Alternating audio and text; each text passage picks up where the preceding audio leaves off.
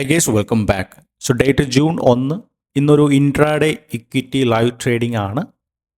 ഇപ്പോൾ കഴിഞ്ഞ ദിവസങ്ങളിൽ ഞാൻ ഒരു വീഡിയോ സീരീസ് ചെയ്തിട്ടുണ്ടായിരുന്നു. അപ്പോൾ അതിലൊക്കെ ഞാൻ എല്ലാ ട്രേഡുകളും എടുത്തിരിക്കുന്നത് ബൈ സൈഡ് ആയിരുന്നു. പക്ഷേ ഇന്ന് ട്രേഡ് പ്ലാൻ ചെയ്യുന്നത് സെൽ സൈഡാണ്, ഷോർട്ട് സെല്ലാണ് ഞാനിവിടെ പ്ലാൻ ചെയ്യുന്നത്. അപ്പോൾ ഇന്ന് മാർക്കറ്റ് നോക്കുവാണെങ്കിൽ കഴിഞ്ഞ ദിവസങ്ങളിലൊക്കെ നെഗറ്റീവ് ഡയറക്ഷനിലോട്ടാണ് മാർക്കറ്റ് മൂവ്മെൻറ്റ് നടന്നുകൊണ്ടിരിക്കുന്നത്. ഓവറോൾ ഇൻഡെക്സും നമുക്ക് സെക്ടർ വൈസ് ഒക്കെ നോക്കുവാണെങ്കിൽ. അപ്പോൾ അതുകൊണ്ട് തന്നെയാണ് ഇന്ന് ഞാൻ സെൽ സൈഡ് എൻട്രി എടുക്കാൻ പ്ലാൻ ചെയ്തതും. ഓൾസോ നമ്മൾ കഴിഞ്ഞ ദിവസം ഒരു സ്റ്റോക്ക് സ്ക്രീനർ ഷെയർ ചെയ്തിട്ടുണ്ടായിരുന്നു. അപ്പോൾ അതിൽ പ്രത്യേകിച്ച് സ്റ്റോക്കുകളൊന്നും ഉണ്ടായിട്ടുണ്ടായിരുന്നില്ല. അതായത് ബൈ സൈഡ് എൻട്രി എടുക്കാനുള്ള സ്റ്റോക്കുകൾ ആ ഒരു സ്ക്രീനറിൽ വന്നിട്ടുണ്ടായിരുന്നില്ല. അതിനുശേഷമാണ് ഞാൻ വേറൊരു സ്ക്രീനർ യൂസ് ചെയ്തിട്ട് ഈ ഒരു സ്റ്റോക്ക് ചൂസ് ചെയ്തിരിക്കുന്നത്. Okay, HDFC life insurance. ആ ഒരു സ്ക്രീനർ ഞാൻ എൻ്റെ ടെലഗ്രാം ചാനലിൽ ഇന്ന് ഈവനിങ്ങിൽ അല്ലെങ്കിൽ നാളെ ഞാൻ ഷെയർ ചെയ്യാൻ കുറച്ചുകൂടി ഒരു റെക്ടിഫിക്കേഷൻ ചെയ്യാനുണ്ട്. ഓക്കെ, അപ്പോൾ ടെലഗ്രാമിൽ ജോയിൻ ചെയ്താൽ മതി, ഞാൻ അതിൽ അപ്ലോഡ് ചെയ്യാം. ഓക്കെ, അപ്പോൾ ഞാൻ ചൂസ് ചെയ്തിരിക്കുന്നത് പ്രീവിയസ് ഡേയിൽ ഡൗൺ ട്രെൻഡ് ആയിട്ടുള്ള സ്റ്റോക്ക്. കാരണം കഴിഞ്ഞ ദിവസങ്ങളിൽ ഇൻഡെക്സ് ആണെങ്കിൽ ശരി, മോസ്റ്റ് ഓഫ് ദ എല്ലാ സെക്ടേഴ്സും നെഗറ്റീവിലായിരുന്നു. അപ്പോൾ ഞാൻ കഴിഞ്ഞ ദിവസത്തിൽ പ്രീവിയസ് ഡേയിൽ ഡൗൺ ട്രെൻഡിങ് സ്ട്രക്ചറുള്ള സ്റ്റോക്കുകൾ കണ്ടുപിടിച്ചു. അപ്പോൾ അതിൽ എനിക്ക് ഒരുപാട് സ്റ്റോക്കുകൾ കിട്ടിയിട്ടുണ്ടായിരുന്നു. പക്ഷേ പല സ്റ്റോക്കുകളും ഇനീഷ്യലി നല്ല രീതിയിൽ മൂവ്മെൻറ്റുകൾ നടത്തിയിട്ടുണ്ടായിരുന്നു. അതുകൊണ്ടാണ് ഞാനത് നോക്കിയിട്ടുണ്ടായിരുന്നില്ല. അങ്ങനെ വാച്ച് ചെയ്ത് വെയിറ്റ് ചെയ്ത സമയത്താണ് എനിക്ക് ഈ ഒരു സ്റ്റോക്ക് HDFC ലൈഫ് ഇൻഷുറൻസ് എന്ന സ്റ്റോക്ക് എനിക്ക് ഇവിടെ കിട്ടിയിരിക്കുന്നത്. അപ്പോൾ ഇത് പ്രത്യേകിച്ച് ഒരു ഓപ്പൺ ചെയ്തിട്ട് വലിയ ഡൗൺ സൈഡ് മൂവ്മെൻ്റ് ഒന്നും നടത്തിയിട്ടില്ല. ഒരു റേഞ്ചിൻ്റെ ഉള്ളിൽ തന്നെയാണ് ഇപ്പോഴും ട്രേഡ് നടന്നുകൊണ്ടിരിക്കുന്നത്. ഇപ്പം നമ്മൾ നോക്കുവാണെങ്കിൽ ഒരു റിട്രേസ്മെൻറ്റ് മാർക്കറ്റിൽ വന്നിട്ടുണ്ട്.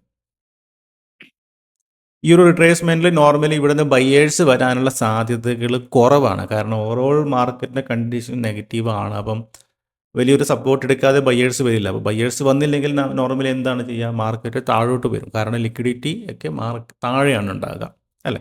അപ്പോൾ നോർമലി മാർക്കറ്റ് താഴോട്ട് വരും. അപ്പം ആ ഒരു വ്യൂ ആണ് എനിക്കുള്ളത്. അപ്പം ഞാൻ എൻ്റെ എൻട്രി എടുക്കാൻ വേണ്ടി വെയിറ്റ് ചെയ്യുവാണ്. ഒരു ചെറിയ റിജക്ഷൻസ് കൂടി കിട്ടുവാണെങ്കിൽ നമുക്കവിടെ ഒരു എൻട്രി എടുക്കാമെന്ന് വിചാരിക്കുന്നു. അപ്പോൾ എൻ്റെ സ്റ്റോപ്പ് ലോസ് വെക്കുന്നത് ആ ഒരു കഴിഞ്ഞ ദിവസത്തെ ആ ഒരു ഹൈൻ്റെ മുകളിലാണ്. എസ്പെഷ്യലി ഡേ ഹൈൻ്റെ മുകളിൽ എന്തായാലും വെക്കണം. ആൻഡ് അതിൻ്റെ കുറച്ചുകൂടി മുകളിലാണ് ഞാൻ സ്റ്റോപ്പ് ലോസ് വെക്കുന്നത്. ഞാൻ എപ്പോഴും പറയാറുണ്ട്, സ്റ്റോപ്പ് ലോസിൽ നമ്മൾ പിശുക്ക് കാണിക്കേണ്ട ആവശ്യമില്ല, റൈറ്റ്? അപ്പോൾ ഞാൻ എൻ്റെ ഓർഡർ ഇവിടെ കൊടുത്തിട്ടുണ്ട് 400 ക്വാണ്ടിറ്റി. അപ്പം ഇതൊരു എഡ്യൂക്കേഷണൽ സീരീസ് ആയതുകൊണ്ട് തന്നെ ചെറിയ ക്വാണ്ടിറ്റിയാണ് എടുത്തിരിക്കുന്നത്. എനിക്ക് തോന്നുന്നു ഈ ഒരു ക്വാണ്ടിറ്റി എടുക്കാൻ വേണ്ടി നിയർലി ഒരു 46,000 സംതിങ് ആയിട്ട് ക്യാപിറ്റൽ ആവശ്യമായിട്ട് വേണം, റൈറ്റ്? അപ്പോൾ സ്റ്റോപ്പ് ലോസ് വെക്കുന്നത് ഇതിൻ്റെ മുകളിൽ ഏകദേശം ഒരു 4 പോയിൻറ്റ് സംതിങ്. അപ്പോൾ ഏകദേശം ഒരു 1,600 രൂപ സംതിങ് ആണ് എൻ്റെ SL. അത് ഞാൻ മുൻപ് പറഞ്ഞിരുന്ന അതേ സെയിം റിസ്കിൻ്റെ ലിമിറ്റിനുള്ളിൽ വരും, റൈറ്റ്?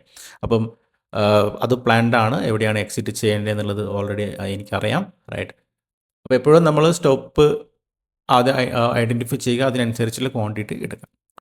പിന്നെ കൺഫർമേഷനായിട്ട് ഈ ഒരു ക്യാൻഡിൽ റിജക്ഷൻ ക്യാൻഡിൽ എടുത്തിട്ടാണ് എൻട്രി കൂടി എടുത്തിരിക്കുന്നത്. ഓക്കെ, ദെൻ ടാർഗറ്റ് നമുക്ക് ഒരു 1:2 വെക്കുവാണെങ്കിൽ ഏകദേശം ഈ ഒരു ലെവൽ വരെയാണ്. അപ്പോൾ 1:2 ആണ് ഞാൻ എപ്പോഴും ഇനീഷ്യലി ടാർഗറ്റ് ഫിക്സ് ചെയ്യുന്നത്, റൈറ്റ്? അപ്പോൾ അത് കിട്ടിയേത് ഇരുള്ളൊന്നുമല്ല, അത് എൻ്റെ ഒരു ഇനീഷ്യൽ പ്ലാനാണ്. അപ്പോൾ ഡിപ്പെൻഡ്സ് ഓൺ മാർക്കറ്റിൻ്റെ മൂവ്മെൻറ്റ്, വോളറ്റിലിറ്റി കാര്യങ്ങളൊക്കെ നോക്കിയിട്ട് ഞാൻ എൻ്റെ എക്സിറ്റ് പ്ലാൻ ചെയ്യും. ഓക്കെ, ഇതൊരു ഇനീഷ്യൽ പ്ലാനാണ്. സ്റ്റോപ്പ് ലോസ് ഫിക്സ്ഡ് ആണ്. സ്റ്റോപ്പ് ലോസ് ആ ഒരു ലെവലിൻ്റെ മുകളിൽ ഫിക്സ്ഡ് ആണ്. അത് ഞാൻ എന്തായാലും സ്റ്റോപ്പ് ലോസ് ഓർഡർ ഇട്ട് കൊടുക്കും. ടാർഗറ്റ് ഡിപ്പെൻഡ്സ് ഓൺ അത് എല്ലാ സമയങ്ങളിലും. ഇപ്പോൾ ഇങ്ങനത്തെ ഒരു സിറ്റുവേഷനിൽ മാർക്കറ്റിന് എങ്ങനെയാണ് മൂവ്മെൻറ്റ് ചെയ്യാമെന്ന് അറിയില്ല. അപ്പം സ്റ്റോപ്പ് ലോസ് ഞാനിവിടെ കറക്റ്റായിട്ട് ഫിക്സ് ചെയ്ത് വെച്ചിരിക്കും. ടാർഗറ്റ് ഇനി എന്തായാലും ഞാൻ വെയിറ്റ് ചെയ്യും. മിനിമം 1:2 കിട്ടാൻ വേണ്ടി എന്തായാലും മാക്സിമം വെയിറ്റ് ചെയ്യും. അപ്പോൾ നോക്കാം എങ്ങനെയാണ് മൂവ്മെൻറ്റ് നടക്കുന്നത് എന്നുള്ളത്. സോ ഞാൻ എക്സ്പെക്റ്റ് ചെയ്യുന്ന ഒരു ഡൗൺ സൈഡ് മൂവ്മെൻറ്റ് തന്നെയാണ്. So waiting. Stop loss order ഞാൻ എന്തായാലും ഇട്ട് കൊടുക്കും. സോ അപ്പോൾ എന്തായാലും ഞാൻ അപ്ഡേറ്റ് ചെയ്യാം. ഓക്കെ ഗൈസ്, ഫൈനലി ഈ ഒരു സ്റ്റോക്കിൻ്റെ ടാർഗറ്റ് നമ്മൾ അച്ചീവ് ചെയ്തിട്ടുണ്ട്. നിയർലി ഒരു 1:2 എബോവ് തന്നെ ഈ ഒരു ട്രേഡിൽ നിന്ന് പ്രോഫിറ്റ് ബുക്ക് ചെയ്തിട്ടുണ്ട്. അപ്പോൾ എൻട്രി എടുത്തിരുന്നത് സെൽ എൻട്രിയാണ് എടുത്തിരുന്നത്. ഏകദേശം ഈ ഒരു ലെവലിൽ നമ്മൾ എൻട്രി എടുത്തു.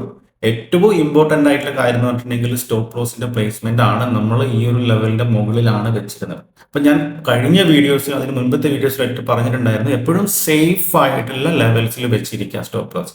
അതിൽ പിശുക്ക് കാണിക്കാതിരിക്കുക, റൈറ്റ്? സ്റ്റോപ്പ് ലോസ് കുറച്ച് വലുതായാലും അതിനനുസരിച്ചിട്ടുള്ള പൊസിഷൻ എടുത്താൽ മതി, റൈറ്റ്? അത് കഴിഞ്ഞ് മാർക്കറ്റ് ഇവിടെ ഡേ ഹൈ റെസിസ്റ്റൻസ് എടുത്തു, ഒരു പാറ്റേൺ ഫോർമേഷൻ നടത്തി തിരിച്ച് താഴെ വന്നു. പിന്നെ ഈ ഒരു ലെവലിൽ ഞാൻ എൻ്റെ പ്രോഫിറ്റ് ബുക്ക് ചെയ്യാൻ വേണ്ടി നോക്കിയിരുന്നു. പക്ഷേ ഇമ്മീഡിയറ്റ്ലി പെട്ടെന്ന് ഒരു ഗ്രീൻ ക്യാൻഡിൽ വന്നതുകൊണ്ട് ഒന്ന് വെയിറ്റ് ചെയ്തിരുന്നു. പിന്നെ ഞാൻ സ്റ്റോപ്പ് ലോസ് ഒന്ന് മോഡിഫൈ ചെയ്ത് നെക്സ്റ്റ് മൂവ്മെൻറ്റ് ക്യാപ്ചർ ചെയ്തു ഏകദേശം ഈ ഒരു ലെവലിൽ. അപ്പോൾ അതൊരു നല്ലൊരു ട്രേഡ് ആയിരുന്നു. അപ്പോൾ ഈ ഒരു ട്രേഡിൽ ഇമ്പോർട്ടൻ്റ് ആയിട്ടുള്ള ഒരു കാര്യം എന്ന് പറഞ്ഞിട്ടുണ്ടെങ്കിൽ ഒന്ന് സ്റ്റോക്ക് സെലക്ഷൻ ആണ്. അപ്പോൾ അതിൻ്റെ സ്ക്രീനർ ഞാൻ എൻ്റെ ടെലഗ്രാം ചാനൽ അപ്ഡേറ്റ് ചെയ്യാം, അതിൽ നിങ്ങൾ ജോയിൻ ചെയ്താൽ മതി, ഫ്രീ ആയിട്ട് തന്നെയാണ്. ഓക്കെ, രണ്ടാമത്തേത് എക്സിക്യൂഷൻ ആണ്. അപ്പോൾ എക്സിക്യൂഷൻ എന്ന് പറയുന്നത് എക്സ്പീരിയൻസ് നിന്ന് വരുന്ന കാര്യമാണ്. അപ്പം നമുക്ക് കുറച്ച് ടൈം എടുക്കും എക്സിക്യൂഷൻ കറക്റ്റായിട്ട് ചെയ്യാൻ വേണ്ടിയിട്ടുള്ളത്. റൈറ്റ്, അപ്പോൾ പുതിയൊരു വീഡിയോ ആയിട്ട് നമുക്ക് കാണാം. So by.